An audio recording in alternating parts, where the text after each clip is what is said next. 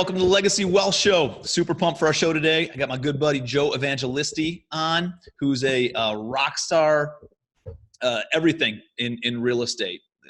Came from doing wholesaling, brokering, flipping houses, building new construction, owns a construction company, has his hands in many different businesses, and pumped to talk to Joe about how he's been able to build all these different businesses, the adversities that he's faced in building out these teams, and how he's able to manage all these things and still maintain an awesome lifestyle and spend time with his beautiful wife, 2 little girls, and live some life too. So Joe, welcome to the show, brother.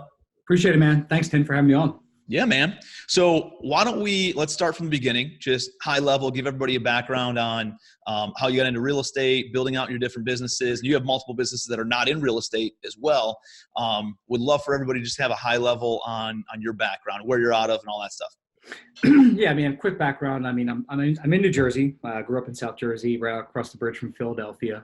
I always had a construction background, which is actually what led me to real estate. I grew up in a construction household. My dad was a drywall guy turned general contractor turned inevitably started building some new construction when I started when I got into my teens. And I took a quick stint from, being in the construction world into the military, which actually I thought I was going to go out and do something else besides construction. It turned out I did construction in the military. So I joined the Navy Seabees, which a lot of folks don't know is the construction battalions of the Navy, and got to see and do a lot of cool stuff and fly all over the place. And like I said, to do a lot of neat stuff in the construction industry. So I was a builder for the Navy, went all over the world, toured all over the place, and did some great stuff for a couple of years in construction. Did that for about 6 years. And then when I got out, I actually went directly down to Washington, D.C. for a couple of years and ran some big commercial projects for the government at the Defense Intelligence Agency. Probably would still be there if I hadn't met my wife. My wife came down and almost within 6 months, immediately grabbed me and drugged me back to New Jersey. I always tell everybody that her umbilical cord was never cut, and she can't stay very far away from her mother. So we had a good thing going on down in DC, but luckily she brought me back to New Jersey. And for that, I owe her my real estate career, because once I got back to New Jersey, kind of got the bug and started buying houses, fixing them up, flipping them, trying to learn how to do it and, learn the hard way. Got involved and did it like I think a lot of people did, got involved, bought my first one, flipped it, had a couple exit strategies, luckily, because we couldn't resell it. This was, literally at the tail end of 07 and turning into 08. Things were starting to soften. They hadn't quite completely exploded yet, but, we shot, aimed high, and we couldn't hit our target price. So we ended up renting the property. Me and my best friend at the time and our 2 wives had, flipped a few houses by hand, physically just did everything, nights and weekends while we worked jobs, and got into about my 3rd or 4th property when I realized that I was going to be out of capital. I mean, I was buying them old school. I was putting 25% down. I was going to the bank. I was buying these properties, and I was just adding them to a portfolio and thinking like, okay, well, this is how you get rich, right? You just keep buying single family properties, and eventually, your tenants are going to, pay you a bunch of money and you're going to retire early. I don't know, at that time, but then, eventually I realized, I got to do things differently. I got to start figuring out how to leverage capital differently. I got to start figuring out how to leverage time. I got to start figuring out how to leverage people. Because if I'm flipping 2 or 3 houses a year and I'm splitting them with my partner, I'm never going to leave my job, and I'm never going to be able to do this myself. So, at some point along that way, that's when things started getting interesting, and I started finding ways to hire people and grow teams and, start to expand at that point. And I think that's kind of when it all kind of took off. What was the, so I want to dive into, I think you've done a great job building out teams, and we were talking before the episode, like we're building teams, man, but it is not easy. It gives us anxiety just talking about it. Right. But it's what a lot of people go through, right? As they're growing their business. Who was your first hire? My first hire is someone who still works for me today, and her name's Heather. She started out as my assistant. She started out as just my right-hand man. I needed somebody, and initially, there's a funny story behind that. When I first hired her, I thought that it would just be like kind of like me and her against the world. I really thought that I would just need somebody to handle the paperwork stuff, and I still thought I could just handle everything else. Mm-hmm. I was still running multiple projects, multiple jobs. I was a full-time realtor. I hadn't quite owned my own brokerage yet, but I was pretty darn close to doing that, probably within the first 6 months she worked for me. So I was a rehabber. I was a broker owner. I was a full-time realtor. I was a full-time dad. I was a full-time husband and full-time, 10 other things. Mm-hmm. And I was also in full-time meltdown. On the surface, I looked successful. I would go out to parties and my friends would all pat me on the back and say, "You're kicking ass. Way to go. Great job." Facebook fake hero to everybody. And, I had a nice car, I had a nice house. I lived in the town to live in. And, on the surface, again, everything was amazing, but man, I was having an internal, I think I would have had a stroke by the time I was, 32 years old. I was ready to collapse. I was working 150 hours a week. And, no matter how fast I worked, no matter how much I did, no matter, how many hours I put in, I couldn't catch up. And by the way, for those of your listeners that are listening to this, I made a lot of money at that time, but I never had any cash. I never had anything. I just went out the back door as fast as it came in. So I know a lot of people can relate to that.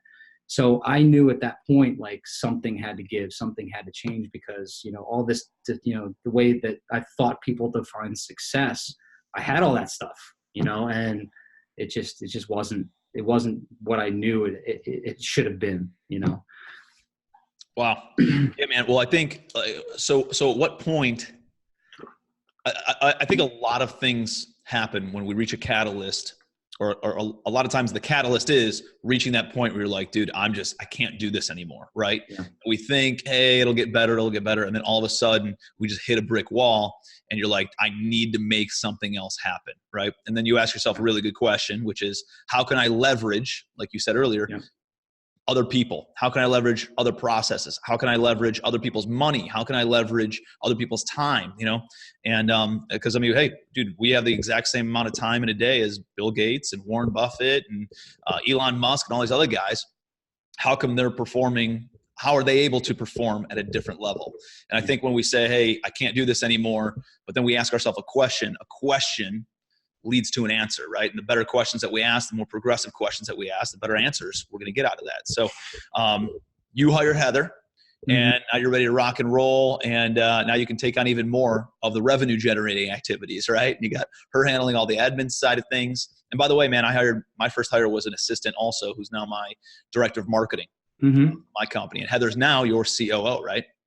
Yeah, she runs the retail sales piece, and she's actually a partner of mine in the retail business, in the brokerage.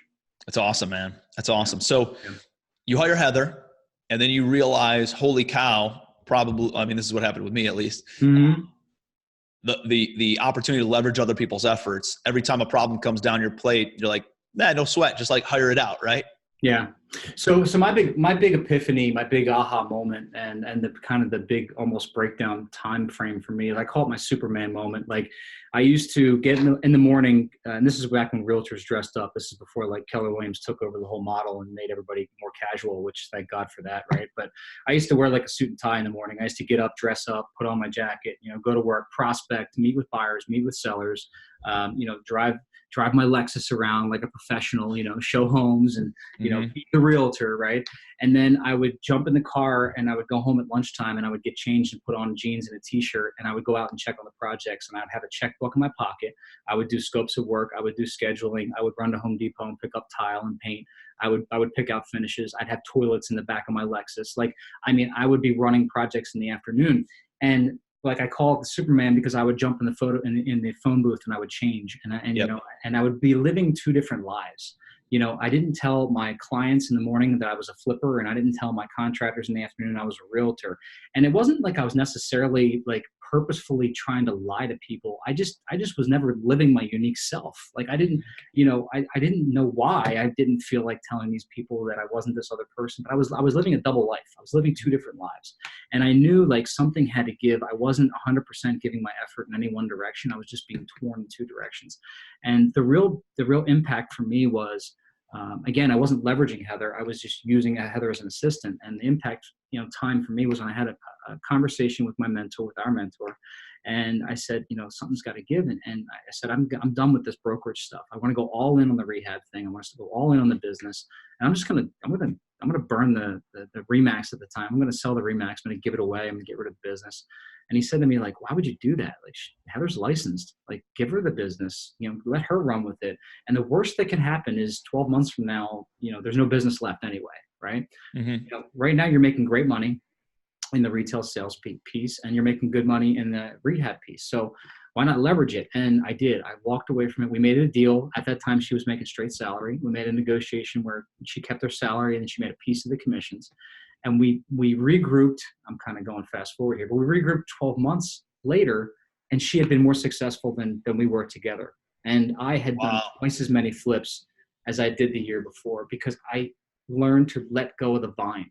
Mm-hmm. Because even though I was able to hire her as an assistant the year before, I never really gave her the responsibility, never gave her the reins. I never was able to step away. And that was the big shift for me. That was when everything went, oh my God, I can give people responsibility. I can trust them. And not only are they going to do it, they're going to do it better than I am. Mm-hmm. They're going to be more effective than I am. They're going to be able to control my clients. I'm going to be able to allow that to happen and trust that they can accomplish it. Mm-hmm.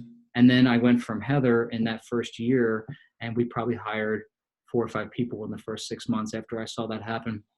And we really shifted in that first 3 years. We probably hired 50 people. We went from 1 to 40 to 50. And, I've made every mistake in between. Scale it back, right? Listen, I went from 50, we're down to probably 26, 27 at this point.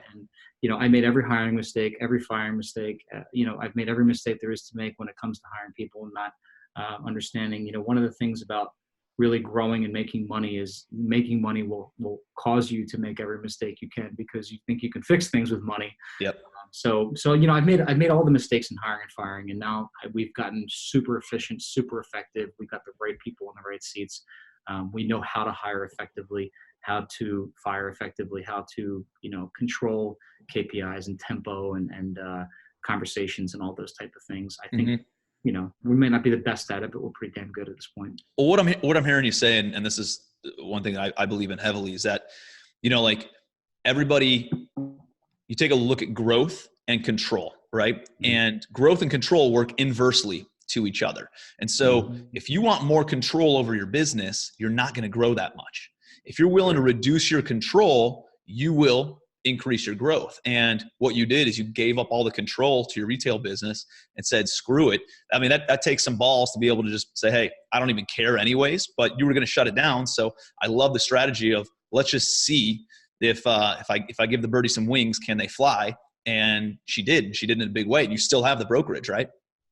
Yeah, we still have the brokerage. It's still performing really, really well. And, as a matter of fact, we're starting to recruit people that the type of people we've always wanted, right? The investor-minded, people that know how to go out there and they're super resourceful and know how to do deals in 10 different ways, and not just your typical retail realtor. So it's awesome. Which then feeds deals to your wholesale business, which then feeds deals to your flipping business, which then feeds deals to your commercial holdings and all those rental properties that you have as well, right? Correct. I mean, we built the retail brokerage that we wanted, not the one that the franchise wanted to see. Love it, man. So that's awesome. That's awesome. Setting your own expectations versus somebody else's, like living into somebody else's who doesn't think like a business owner does, right?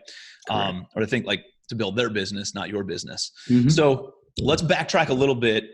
If you could go back and build a team today, let's say everything gets wiped out, everything is taken away, but you have your knowledge, right? You have your insight that you've learned over the past decade, longer, that you've been in real estate and as an investor. How would you go about starting to build that team again? What would your organizational chart look like? How would you start building that out? Who would be some of your first hires? And then what I'd like to do is dive into some of those, like a little bit of like compensation and how do you incentivize employees, and not everybody's incentivized by compensation, right? So 100%. We'll go into that next, but first tell me a little bit about, do you build out an organizational chart right now for your business, or do you find the right people and then find a role for them, or like what does that look like for you? First of all, I think it's a little bit of both. The first question was, would I do anything differently? And the truth is I wouldn't. I made all those mistakes, but I don't think I would have learned if I didn't make those mistakes. I'd probably still be making them if I didn't make them. I'm glad I made them early. I made them often, and I learned a ton along the way, and so did my team. So, in fact, we just got done actually hiring someone yesterday off of the recruiter.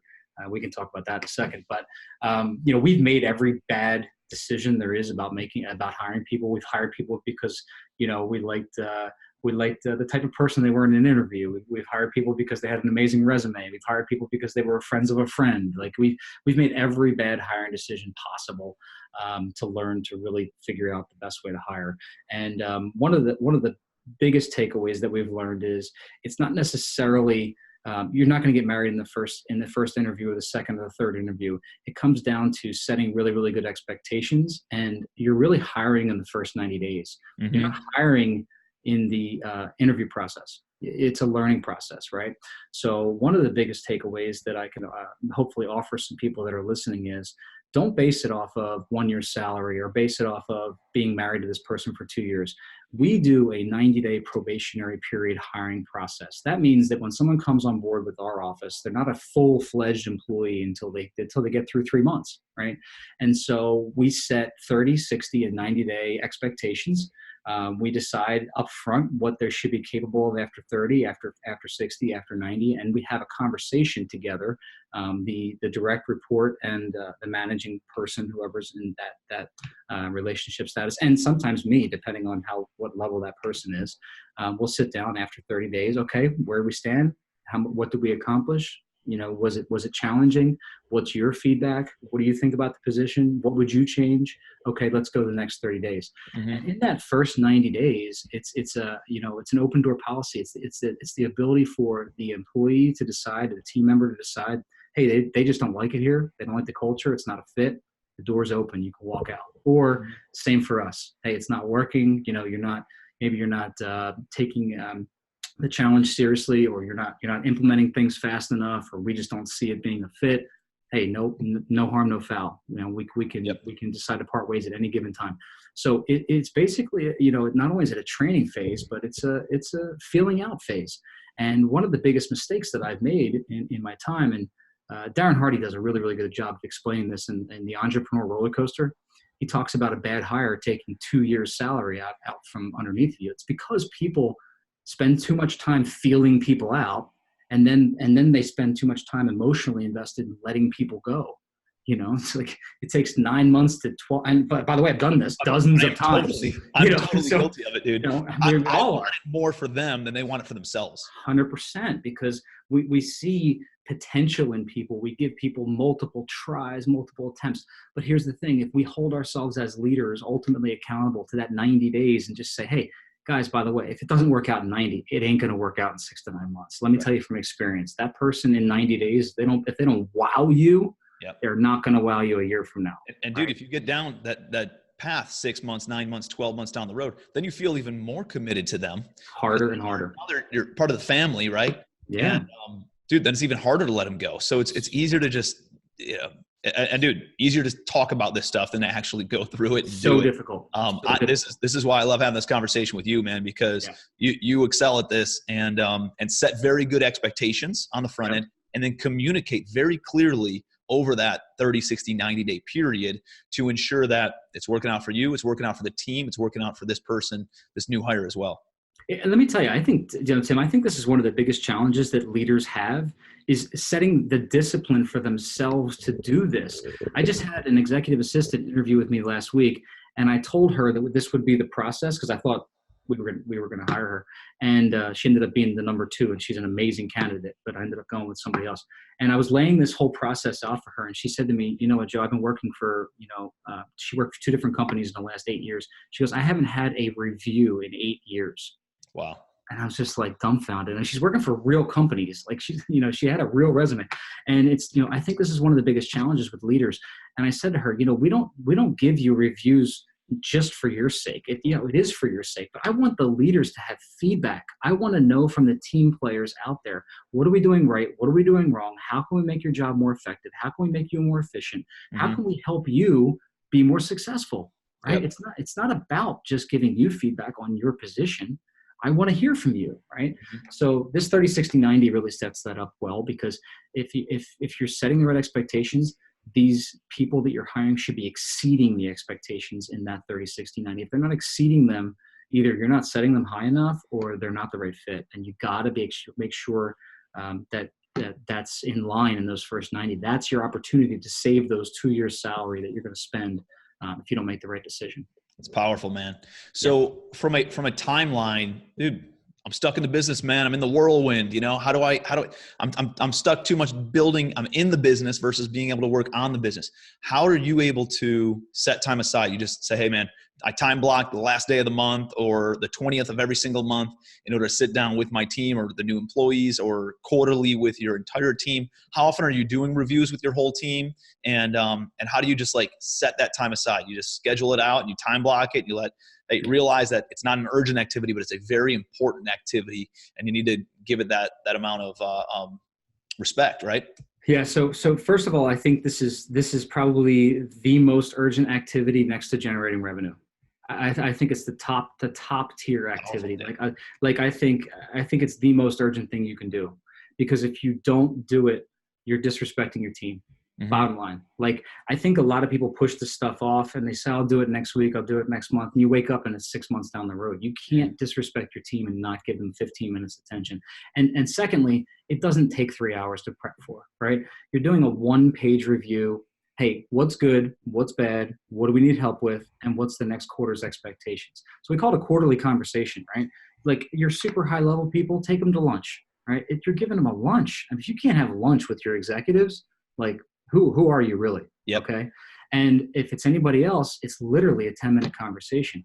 If you're that busy that you can't have 10-minute conversation, now don't get me wrong. When I had 50 employees, I wasn't doing it. The line managers were doing it. But now that I'm back to 26, I'm doing it with every person in my whole company. It's not that difficult. Again, it's a 15, 20-minute time block. And a lot of times it doesn't have to be as formal. You do put it on one page. You could literally say to the team member, hey, can I talk to you for a minute?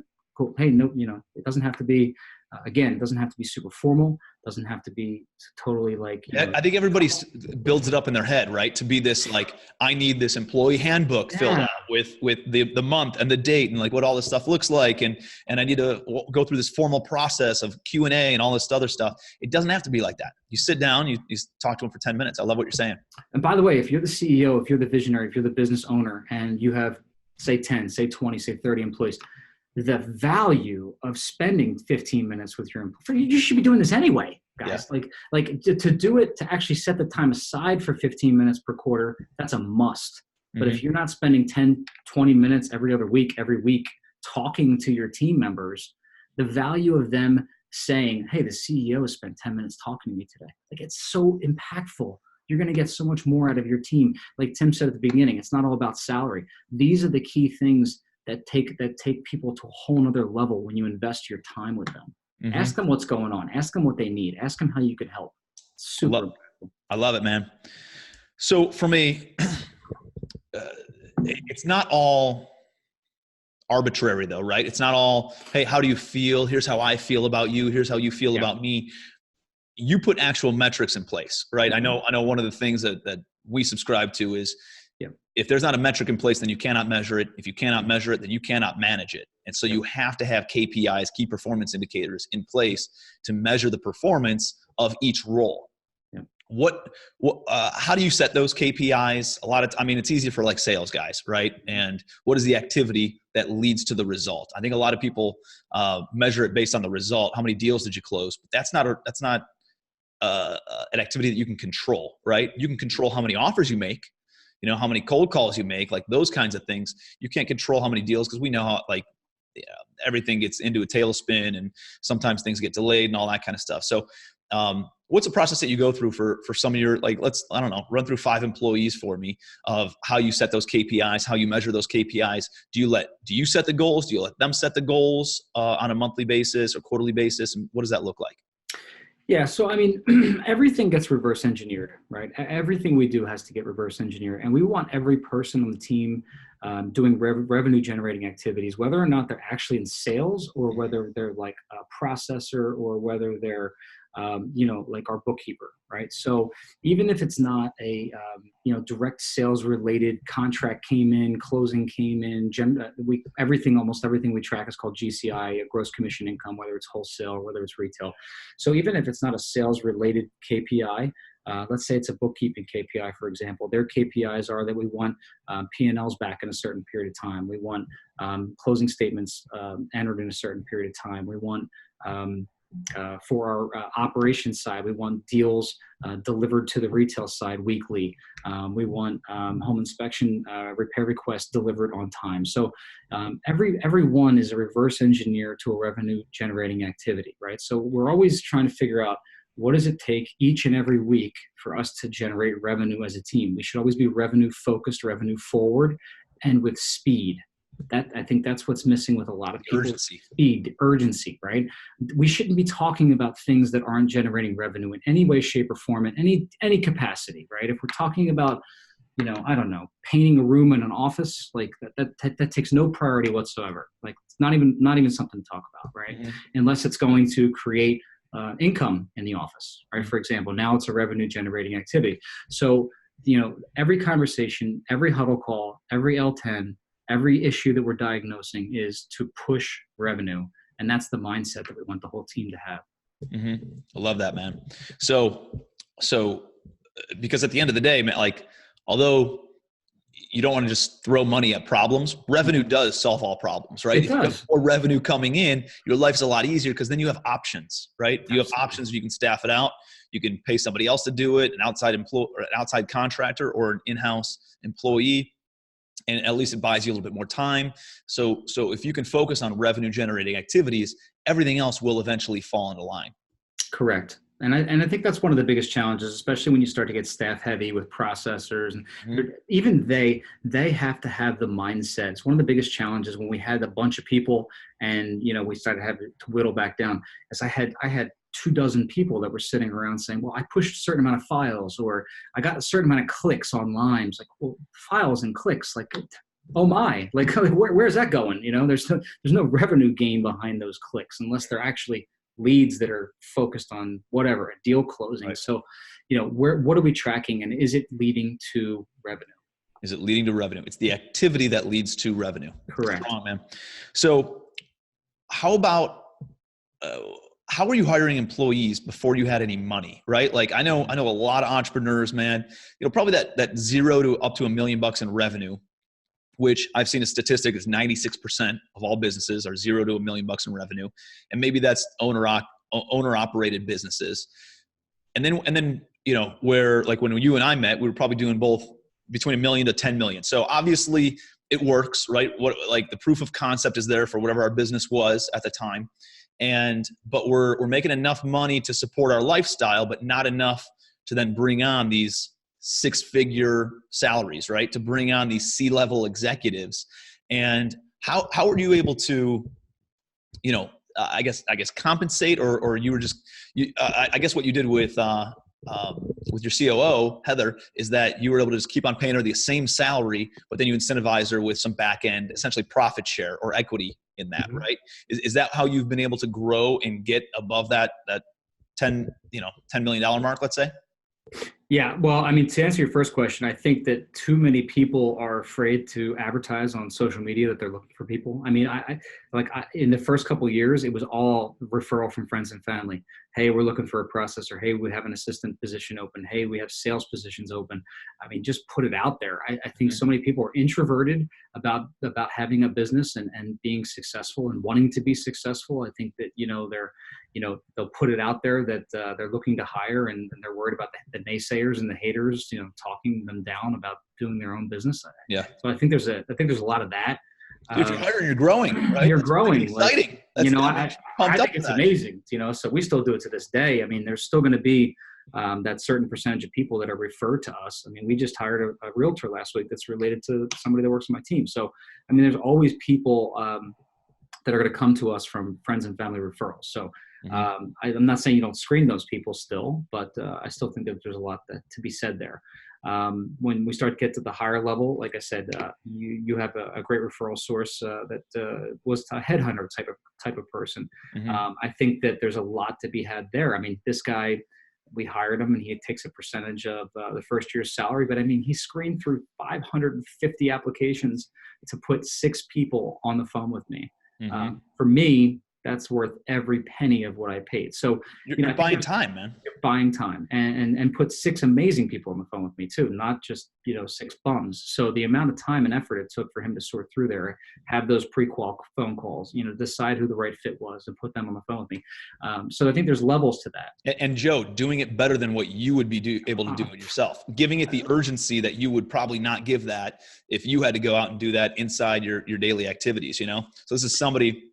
And I've subscribed to this too, man, is like, why do I need to be doing all the hiring? There's people out there who, for a percentage of that first year salary, where they only get paid if they bring you somebody of quality that you want to hire and they stay on for whatever it is, 60, 90 days or longer, then they get compensated for that. They're going to give it the attention that it needs, the urgency that it needs. They're going to be able to screen through those people and see them and ask them the better questions than what I could, because it's not my unique ability, right? You as a CEO are probably better focusing on revenue generating activities, leading the team, casting the vision, doing things like that, versus going and screening resumes online for 4 days. You know what I mean? So yeah, man, I think hiring out and finding, one of the ways I've been able to help grow my business is by finding these executives and finding these fractional kind of partners, like a chief human resources director that I could either pay some sort of a retainer to, or a commission based. You can do that with, I know we've both used fractional CFOs. I know we've both used, attorneys that are on retainer or paid out of, and that's a way that you can attract high level caliber without having to take on a 6-figure salary, And then when you get to the point where, like my bookkeeper, I used a fractional bookkeeping company paying, $400 a month. And then it went up to $800 a month. Then it was like $1,500 a month. And then it got up to $4,500 a month. And I was like, why am I doing that? I could bring somebody in-house, dedicate twice as much time, get more attention, more effort out of them, and save some money. Let me bring this person in-house, right? So I have an in-house bookkeeper. So as I grew, though, I didn't have to take on that full-time salary, and I could bring somebody in on a part-time basis, until I got to that phase. So that was something that really, really helped me out. And then utilizing, these fractional or part-time type employees. Is that something that you've been able to work with too? 100%, man. And one thing I'll add to this is, even if you're just starting out, we are our own worst enemy when it comes to hiring people. It's so hard. It's just like the firing process. When you're hiring somebody, it's an emotional thing. You're looking at their resume, they get in front of you, they're really nice. Maybe you have hobbies in common. Maybe whatever, you're friends of a friend and you feel bad, so you give them a shot, so there's so many different things as business owners that do not make us qualified to be hired, to hire people. So make sure that, even if maybe it's maybe it's your husband or your wife, or somebody who's third party, but at least give them a second interview with somebody who's not you, to get a second, opinion on the person before you pull the trigger. There's a reason why they say hire slow and fire fast, right? Again, I've hired plenty of people that I probably had no business doing, and they stayed for too long. Make sure that you're making a good decision when hiring. The second thing I'll add, Tim, is that you said at the beginning is, how do you afford that 1 year salary? You got to change the mindset too. And I know you know this, but to me, I changed that mindset to, I have to afford one quarter of that salary. To me, I have to know that, I'm hiring for 90 days. And I'm going to work it out for 90 days. And most employees, I don't care what position you're putting them in, they should be earning back double or triple what we're paying them. And they should be able to do it within 90 days. And that's especially true in, an assistant position or someone who's supporting you, because if they're taking you as the CEO rather, and let's say you've never had an assistant. First of all, if you're growing your business and you're doing all the paperwork, the process, and the $15, $20 an hour work, and you turn around and you hire someone that's $15, $20 an hour, you should be able to double, triple your productivity, your output, your high gain activities, whatever you're doing as, deal flow, whatever that looks like.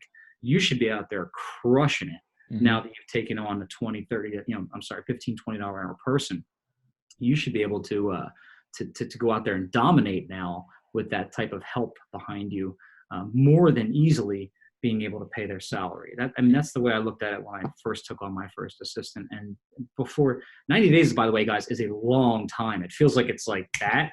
An assistant in 3 weeks, 2 weeks, I remember the first 2 or 3 weeks Heather started, I remember looking around like, I can't even believe, like she was asking me, in 2 weeks, like, what do you want me to do next? What do you want me to do next? I was like, God, like, it's almost the opposite. Like it becomes a job. You got to find something to feed them. Right. Great.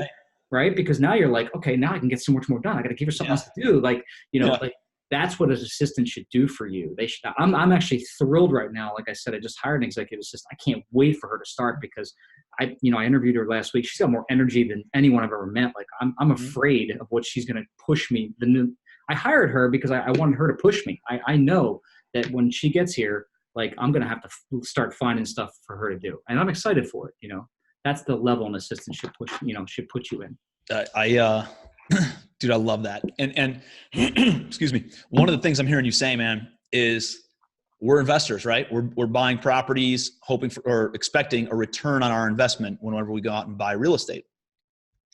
The two things in business, regardless of the industry that you're in, that should always be looked at from an investment standpoint and a return on investment standpoint are marketing and people, right? If I'm going to invest $75,000 a year into this person, they should return $400,000 a year in revenue to the business, whether that's them specifically doing that or taking non-revenue generating activities off of my plate and my team's plate. So that way we can then go and generate that revenue. Depending on what that looks like, they should be yielding some sort of return on investment for what their salary is. And in marketing, what you talked about, which is just like driving revenue generating activities. So it's exactly what you said. If I'm going to go and spend $10,000 a month on direct mail pieces and some sort of outbound marketing, great. That should yield $45,000 a month in deal flow and revenue flow from the transactions that it brings to the table. You're always seeing a return on investment, and people are the same way, man. It's always a return. It's an investment. So if you want to grow the business, if you want a bigger return, then you should invest in more people, quality people that fall into the right seats in your organization. Absolutely. People are some of the best investments I've ever made. Mm-hmm. Hands down. Love it. Leverage, man. Leverage is powerful stuff. So now you have multiple businesses. You have the construction business. You have the retail sales business, the brokerage business. You have the wholesale business. You're building houses. You have a list company. Mm-hmm. How are you able to maintain all that stuff? So one of the ways that I've been able to do this, and I know that you've been able to do this, is through like joint venture partnerships and partnering up with people who are have like an equity mindset, ownership mindset in the deal, and they're only compensated based on how well the business grows. So tell me a little bit about how you've worked with your list company and build up your other businesses with some of your business partners. Yeah, I mean, I've done quite a few JVs, joint ventures, like you said, where we try to find great partners to work with and people that don't necessarily need to come in with skin in the game, but again, have good intellectual properties, right? So maybe they have the background, they have the ability to facilitate, they have they have the time and effort to put forth, right? So we become the backer, we become the investor. But we, I also I lend the mentorship, or I lend some of the other team to facilitate helping them grow their business or grow our business. That is, that's one way. Choosy on who you partner with. What does that look like? Oh yeah, absolutely. I mean, we've just part of one of the media companies I just started was, I interviewed 5 different people before I really decided on somebody that I chose to move forward with, and he was probably. On the onset, not somebody that I would have partnered with until I really got to know him a little bit better, and decided that he would be a good fit, and turns out he's a really, really good guy. But yeah, I mean, they got to have the right drive, they got to have the right ambition, they got to have the right motives, they got to have the right moral character, and all that kind of good stuff, obviously. But yeah, we're looking for people that exercise all those things, all those characteristics, but also, generally they're businesses that align with our current businesses, even though they don't, necessarily sound like they might. in one way, shape, or form, they probably align with what we have going on already. Yeah, I like partnering with people who have congruent values as us, but complement the skill sets that I have, right? Like they don't dance on my strengths. They are really good at driving the activities that I'm not good at. I'm really good at complementing the things that they're not necessarily that they couldn't do, but it's not their driver, right? It's not their energy zone. It's more of a drain for them to get outside and do the marketing or money raising or public speaking or whatever that looks like.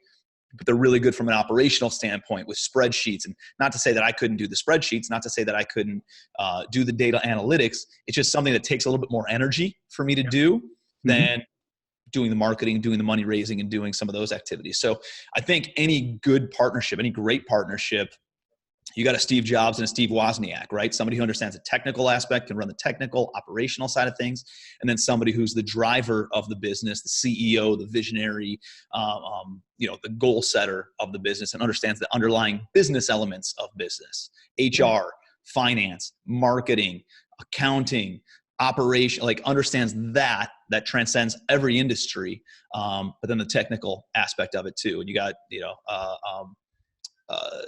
what's his name? Bill Gates and Paul Allen, right? Very complementary type mindsets. And I know that's how you and Heather work together. That's how me and Matt, my COO, work together. We're very good at complementing each other and not dancing on each other's strengths. Yeah, correct. I mean, you have to have a great relationship, be able to communicate. You have to be able to sometimes take the heat. Sometimes it gets heated, and be able to yell at each other back and forth. So, I'm definitely hot-blooded. I'm definitely, I have a little bit of a temper sometimes. So I got to find somebody that can put up with me. But also, somebody that I know that wants to grow at the rate that we want to grow as well. So, I'm also looking for people with a large mindset. I don't want to take on partners that are just, happy doing $1 million a year in rev. I want people that are going to, jump a business to a high level and want to be, super successful. And again, kind of aligned with the way we're aligned and the learning and growing and all that kind of thing. Love it, man. And what I love about being in real estate or in our industry is we can partner up on a deal by deal basis, test each other out, make sure they like us, make sure we like them. If it works really well in that deal, we don't need to get married. Both of us have had bad partnerships across our entire portfolios before, where then it kind of strangled our what we could do, what we could accomplish, how we could grow, and for me, in my instance, I had to liquidate my entire portfolio because I was married to somebody. I don't want to be married to anybody but my wife, right? But in joint venture partnerships, you can partner on a deal by deal basis and then keep on partnering on a deal by deal basis if you like working together. And if you don't, then you don't do any more deals. I like that concept and that ability to do this in with being in real estate and having certain transactions. So I do it heavily, and obviously I run a mastermind. You run a mastermind also, Inner Circle, right? Yep, Inner Circle family. Yep. And so I'm sure you do a lot of JV deals with the guys in that group too, right? Yeah, there's a lot of opportunities within the group, which is awesome. The thing I love about that group is that when you bring in high level players, they're always bringing in high level pieces, right? And to watch them continue to grow and then have those opportunities come in, and then also be able to offer those opportunities back out. So it's awesome. And I mean, masterminds are so powerful, man. I know it changed everything for me, and I can't talk about them high enough. I'm in 6 different mastermind groups, including the one that I run. That's crazy. Yeah, dude. And that's what I like. I'm traveling all the time because they're so powerful. Because I seriously attribute so much of my success and so much of my growth to being in those groups. Because as you're talking, Joe, it's like you get to these different levels in business and you just realize there's another level of like things you got to figure out, like things you got to work through, problems you got to get past. And by plugging into a mastermind and getting out there you guys do yours at what, quarterly? We're about every 7 to 8 weeks now. Okay. So every 2 months, you need that though. You need to plug in, unplug from the business, plug into working on the business instead of in the business.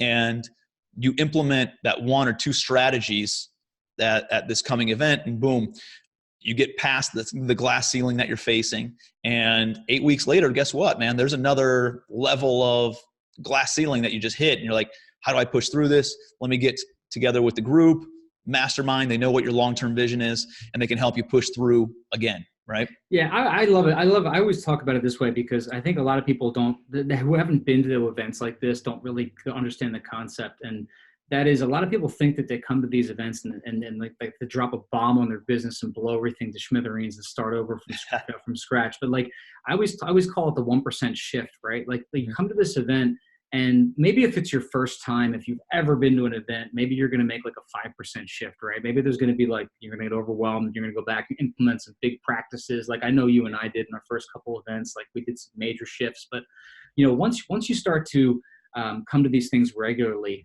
like I'm always looking to make a 1% shift, a 1% improvement, like a little bit of a shift, like we're moving a tanker, right? Like we're steering a tanker, a 1% shift that's going to make my company a little bit better, like just a little bit in one direction. And I'm not going to, completely change a system or completely change, the whole department within my company, just make myself a little bit better. But sometimes you get that one takeaway, and you go back and you implement it, and you're like, holy crap, I just closed another deal, $100,000.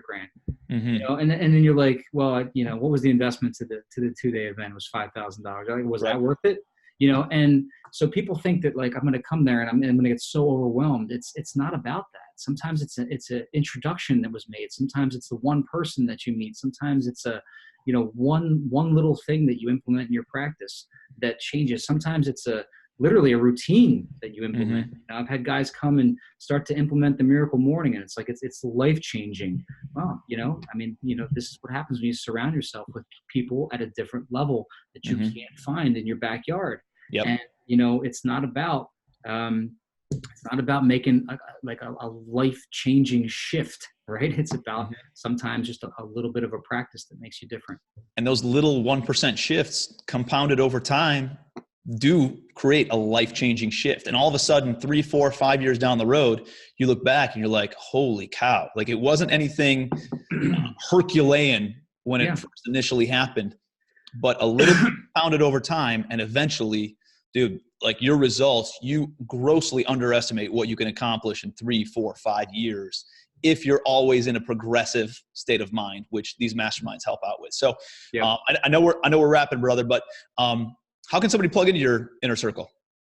Yeah, they can go right to the website, joeevangelisti.com, find anything there about our events and the mastermind and all that type of stuff's all there. Yeah, dude, powerful stuff, man.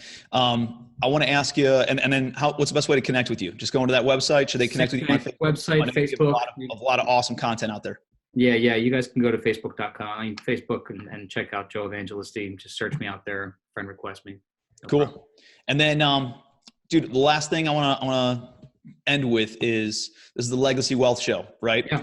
What does legacy wealth, building the big business, like what does it mean to you? Why are you doing it? Is it pass on riches to your family, pass on mindset, like make an impact? Tell me a little bit more. Yeah, I love the impact piece. Obviously, it's about family, and I like the legacy piece too, because the thing is, we always think about our kids, right? We always think about like giving it to our.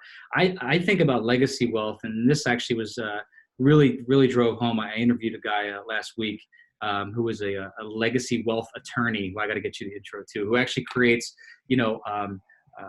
systematic legacy wealth, meaning we're not just creating this wealth for our kids, we're creating it for our great grandkids, right? And that doesn't mean we're going to create $1 billion. It just means how we plan it to be created, right? So when we leave a legacy, right, it can mean two things. It can be the impact of the knowledge that we share, which I always say I want some kid 200 years from now to be doing something that's going to affect his family because of the knowledge that we share. He doesn't need to know who I am. Like I don't need to be on a book or a building or anything like that. But maybe I taught something to his great-great-grandfather over this podcast that he implemented, and that practice led to that kid doing something impactful, right? Mm-hmm. So I think that's a piece of legacy. But also I love the idea of being really intelligent about how we actually build this wealth, leaving it in a way where our kids are going to continue to figure out how to leave it and not be one of those, this guy used a statistic, Tim, that's going to make you nuts, but he said 85% of millionaires that die, their legacy, their wealth that's left is zero within 5 years. So we have an obligation as wealthy, as millionaires, to figure out a way to create that wealth strategy so that, our generations after us can continue to, make that money last and create impact, not just for our families, but I know you're big into charity and you're big into creating other impact, but to feed our charities, to feed our kids, to feed the legacies after us. All that stuff goes into legacy wealth. Like, I'm a big fan, my podcast is called The Legacy Blueprint. So, me and you are very much aligned in this type of thing. And I think, what we're doing here, putting the knowledge out there and helping people create, that's what it's all about, man. I love it, man. Dude, I love it. And I'm sitting here listening to you talk, thinking like, dude, how thankful and how grateful are we? We don't have to worry about the roof over our heads. We don't have to worry about food on the table. We're in a place in life now where, dude, we're super fortunate. Now it's all about creating impact, positively helping other people. And dude, just thinking like, we are blessed, it's a pretty awesome position. And I think because we have that ability, we have the responsibility to do it. And I take that very seriously, and I know you do too. So, brother, dude, I appreciate you so much for being here. Thank you for all the knowledge, all the value that you brought. And I'll make sure everybody has your contact information in the show notes. And dude, thank you again for being here, Joe. Thanks, man. Thanks for having me on. All right, brother. Appreciate it.